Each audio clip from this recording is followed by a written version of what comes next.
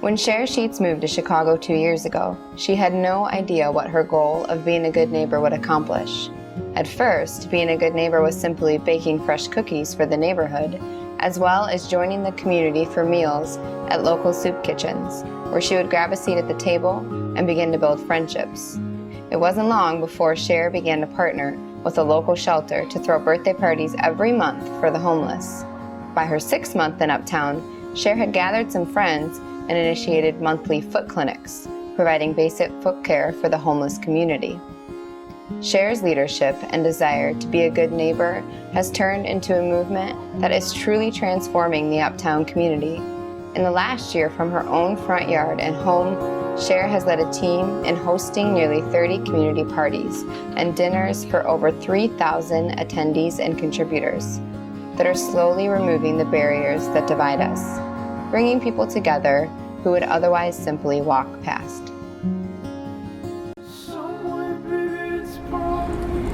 I remember the first time that I came to this neighborhood, to the Uptown community in Chicago. I got out of the car, I grabbed a Starbucks, and then I walked from the Starbucks to a local church. As I was walking down the street, I was overwhelmed with the vulnerability that I saw all around me. I felt like every person I passed had a story. Now, everybody has a story.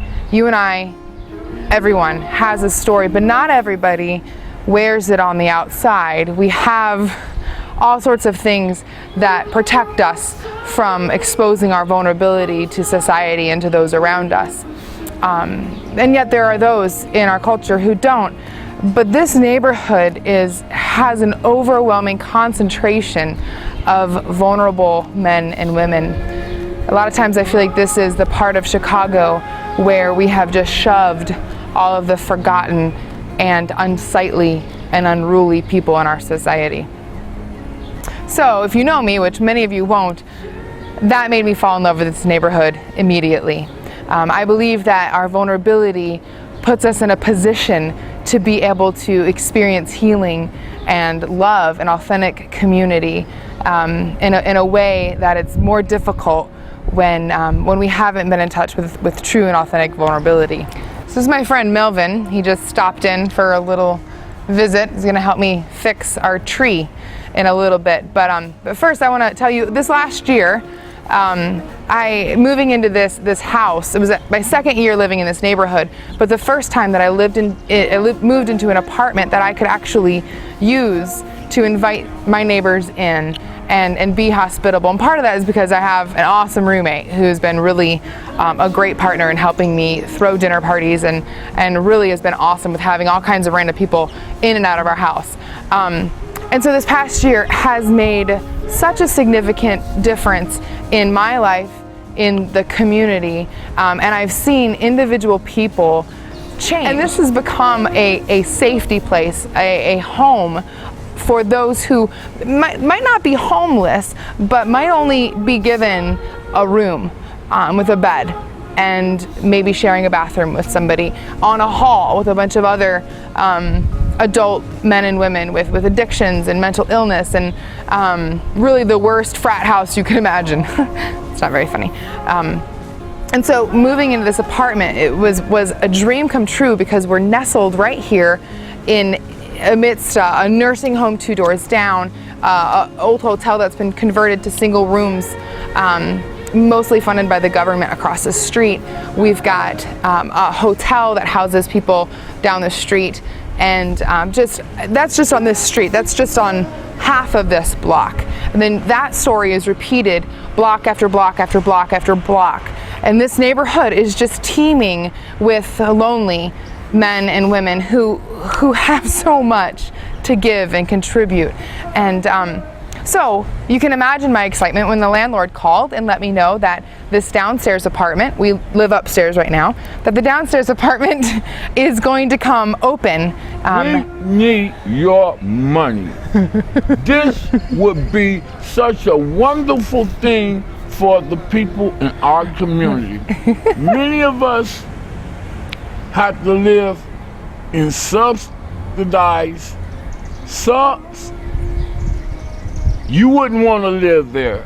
I wouldn't want but I have no choice in the matter being that I'm on a fixed income. So what we've done is just open up our home to friends like Melvin that we've gotten to know, and we've had dinner parties, and we've cooked meals together, and we've done yard work together. We've planted a garden together, and so when the landlord called and said that the downstairs apartment was going to be open, I immediately put into play my dream that I had been cultivating for a while of moving into the entire house, because this is just one house, huge front yard, huge backyard, 2 apartments, that's all. That means there's only one other opportunity for conflict within this property. And so if we're able to take this bottom apartment, we have the full expression of this house that we can contribute back to this neighborhood, and we can bring in our friends like Melvin, and we can make so many more friends. We can have more parties, more dinners, we can cook more meals together.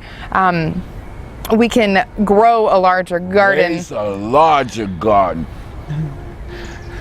I am a botanist. Botanist? Botanist. Yes. I am. Oh, I got so much I want to teach my residents. Because we don't know anything. Yeah. I can bring a dead stump back to life. I have 2 green, well, 1.5 green thumbs. See? I see that. And with your help, you do not, but we will make sure by via this camcorder recording, to say thank you. You can get a glimpse at the great good that your funds will help contribute to this small portion of Chicago. Absolutely. So our project, we haven't even told you our project yet. Our project is to fund this next year of the rent for this downstairs apartment.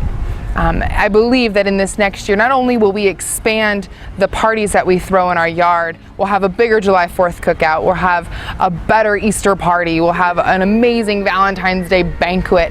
Not only will we be able to do that, but we will be able to have time to make a plan for a sustainable program and community development program here in the community. This is new. This is a new style of living, and it has been a million times more successful than I ever dreamt it would be. And so it's moving faster than my wheels can carry me. So we need your help.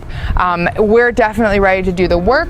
We're ready to clean the place. We're ready to fill the place. We're ready we have tons of contributors and volunteers who will help make these things happen.